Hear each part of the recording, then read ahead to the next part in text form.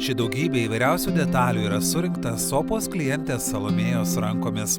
Lazerius ir jų sistemas gaminančioje įmonėje Light Conversion Salomėja tokių detalių kasdien surenka apie kelis šimtus.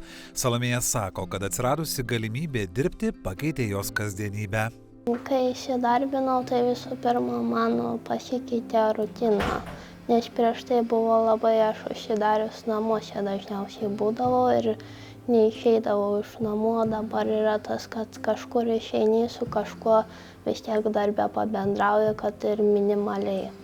Salomėjos darbo kokybė ir darbštumu džiaugiasi ir kolegos. Pasak produktų surinkimo grupės vadovo Pauliaus, Salomėja puikiai atlieka visas jai skiriamas užduotis. Tai Salomėja yra be galo geras darbuotojas tame, kad jinai sugeba surinkti be galo daug vienodų daiktų, kas yra sunku turbūt jaunimui, kuris šalia dirba, nes jeigu tu duodi ten 100 ar 200 vienodų mazgų, tai žmogui pasidaro nuobodu, norisi pailsėti, tai Salomėja šitoje vietoje yra idealus darbuotojas monotoniniam darbui, tas pasikartojančiam darbui, ką sunku turbūt įskiepyti jaunesniem kolegom, Kiek ir Salomėja yra turbūt patenkinta darbu, tiek ir mes esam patenkinti. Įmonė Light Conversion į socialinę įdarbinimo agentūrą SOPA kreipėsi dėl darbuotojų trūkumo bei siekio užtikrinti darbuotojų stabilumą.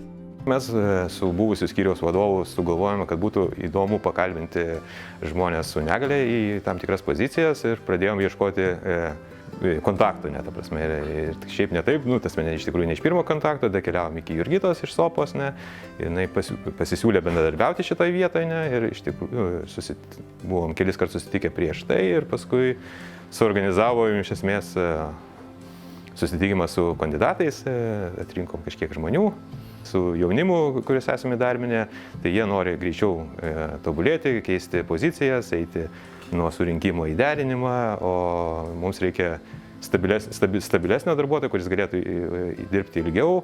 Ir sumastėm, kad turbūt žmogus su negalia yra būtent tas žmogus, kurį vertėtų išbandyti. Tai tokiu būdu ir gimė ta mintis. Paulius pasakoja, kad iššūkių kyla norint įdarbinti asmenį su negalia, bet pats įdarbinimo procesas buvo sklandus, nes su Sopos pagalba atsirinko tinkamiausius kandidatus. Su Sopa pasitarėm, išsakėm savo lūkesčius, kokio žmogaus mums reikėtų. Tai Jurgita mums smarkiai padėjo, atrinko 6-7 kandidatus, mes pasikvietėm juos visus. Iš tikrųjų, davėm užduotėlės, davėm surinkti mazgą, net ne vieną, o kelis. Tai iš tų 6 žmonių atsirinkome 3 ir paskui su 3 jau dirbome, dar kartą susitikome ir atrinkome iš jų dar kelis. Buvo iššūkių, mes turėjome kandidatą vieną su judėjimo negalia, tai reikėjo smarkiai pasitikrinti, kur gali pravažiuoti su vežimėliu, pasitikrinti įėjimus, bet iš tikrųjų susitvarkėme ir atvykus tiem kandidatam nebuvo tokių didelių bėdų turbūt jau.